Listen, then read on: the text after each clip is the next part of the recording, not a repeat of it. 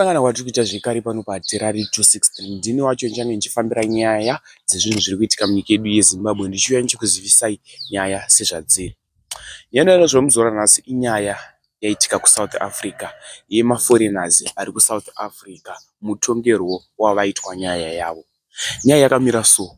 Vanhu ava vanga vachiita zveillegal mining. Kana ndichiti illegal mining, vanga vari makorokoza ikoko kuSouth Africa. Asi vanga vachitsvaga gold zvisiri pamutemo, vanga vachitsvaga goridhe zvisiri kuenderana nemutemo wekuSouth Africa. Vanga vachiita zvavo zvavafunga nemusoro wavo wega. Zvisinei, hama dzadiwa vasangana nedambudziko ikoko kuSouth Africa. Vachitsvaga goridhe vachishava kuti vawane mari. Zvisinei, vakapinda mugomba rakambopindwa kare, rakamboshandiswa kare negovernment. Pavakashandisa gomba iri vachipinda mukati pasi kuti vatsvage goridhe, vakasiya vati apa hatichatsvage, hatichakwanisi kuchera apa, zveapa tapedza. Maforeigners anosvika 4,500 ndipo vakasvika vachipinda pasi vachitsvaga goridhe. Vapinda vachitsvaga goridhe pasi vachiita zveillegal mining. Vari kunzi havachakwanisi kubuda varipo pasi ipapo, asi varosvika 4,500 ende vari kuchema nzara vachiti tibatsireiwo government yeikoko kuSouth Africa tiwanewo chekudya, but vari kuramba. Vhidhiyo randova nezvaro muzuva ranhasi ivhidhiyo raminista veikoko kuSouth Africa vanga vachitaura vachiti arwadziwa achabuda ega. Takambotaura tichiti budai titaurirane, asi makanonoka. Ende mutauro wavari kuita vari kuti wese achabuda tiri kumupa mutongo unoenderana nekuSouth Africa ikoko. Ende zviri kunzi vari pasi ipapo mugomba vakupera simba vachifezuka. Vamwe vachona ndichakuisirai vhidhiyo mubudiro wavaita, asi pavaibuda vaibva vasungwa.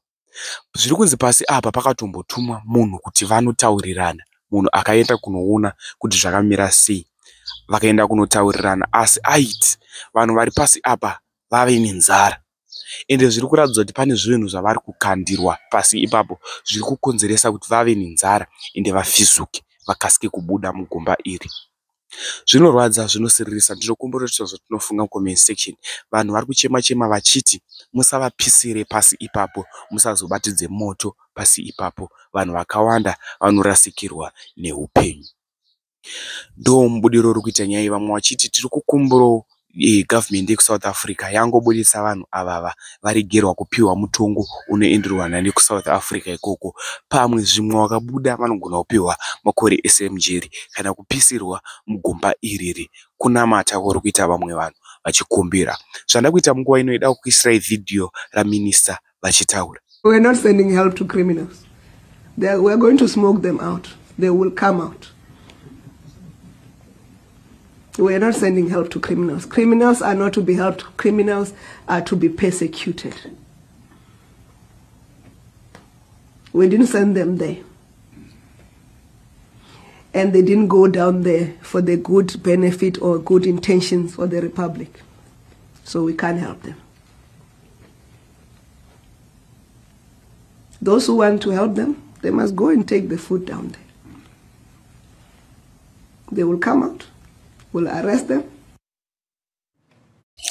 Ndofunga mazvinzwira minista vekuSouth Africa vachitaura wega kuti arwadziwa achabuda wega ega ende hatisi kutuma munhu kunovabuditsa imomo mugomba iroro. Hatisi kuti kuendesa chikafu. Arwadziwa achabuda ega ende pavari kubuda vanenge vakagaririrwa zvongoti abuda ari kubva angoiswa mujeri.